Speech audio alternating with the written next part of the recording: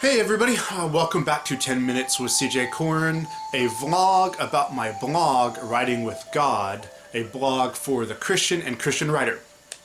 So today's episode we're going to be talking about, I think it was my fourth blog that I wrote, which is titled, Should a Christian Fantasy Writer Have Gods in Their Secular Fiction? And how this blog came about is years ago, way before I was writing this blog. I was reading a fantasy book, and somebody asked me, doesn't that make you doubt your faith? Now, the reason they asked me that is because, several of the tropes in fantasy are characters that worship gods or goddesses and practice magic and stuff like that. But that got me to thinking about that idea, and when I started writing these posts, I thought, well, it's a good topic to discuss, especially if a Christian is writing fantasy that may have magic and may have gods and goddesses in it. I'm going to be tackling the question, if a believer is committed to Jesus Christ and is a believer in God who has committed to not worship other gods, is that okay for them as a fiction writer to write characters that worship gods or goddesses? My short answer is yes, it is. And I'm going to give you two reasons why I personally believe it is okay to write characters that worship other gods. So the first reason is, when writing a fantasy or reading a fantasy book, it is assumed that the universe is entirely different. It is a universe separate from the one true God. I would say that's with almost all fantasy, unless it's realistic fiction or a Christian fantasy that has, the biblical God in it. It's like, we know that elves don't exist. We know that orcs don't exist. We know there are no such creatures as giant, two-story building spiders. We know that there are no talking animals in real life. And that just goes into the reality of that universe as being a fictional universe. It's all fake, and God is not fake. So it just makes sense that a fantasy writer generally would not include in, say, a high fantasy or, a fantasy that has magic and gods and goddesses and is set in a totally different universe, to have the God of the Bible in there. Even for that matter, I don't know of any fantasy book that has actually other actual factual religions that we have here today, like, Muslim, Buddhist, Christian, what are some others? Mormon.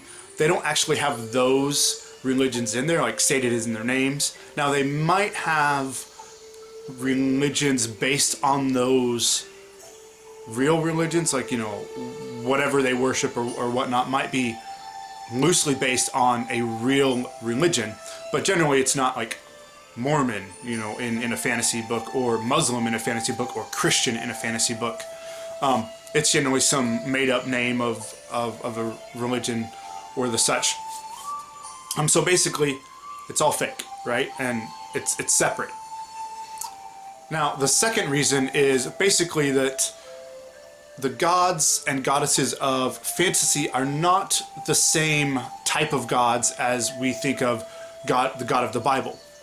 The God of the Bible is omniscient, omnipresent, and omnipotent. So basically that means he's all-knowing, all-powerful, and all-seeing. Now with fantasy, they are normally, at least the ones that I read, are normally spiritual beings or beings of another plane of existence, angelic beings or demonic beings that can manifest in the physical realm or can be transported into the physical realms and do have power, more power than, human beings in that realm. They can even bring people back to life and all that stuff. But they are not all powerful, and they are not all seeing, and they are not all knowing.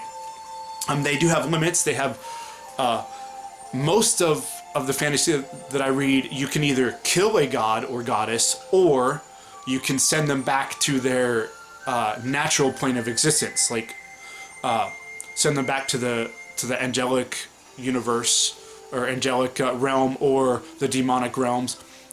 So they're not all powerful. With my fiction, my gods and goddesses, they live in a spiritual plane, but in that spiritual plane, they have human followers in the physical realms, and the more human followers they have, the more power they can get. So they can fight, if they're good gods or bad gods, they can fight the other gods.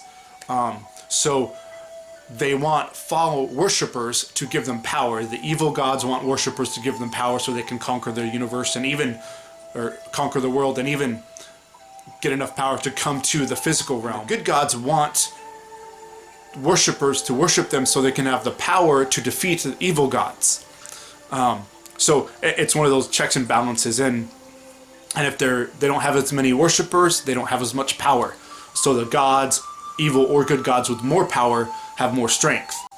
So to sum it up, one, it's in an entirely fake universe, and there's no expectation of the real God. And two, the gods in these universes or in these fantasy books are not the God that we worship, we know of. They're just different beings with more power.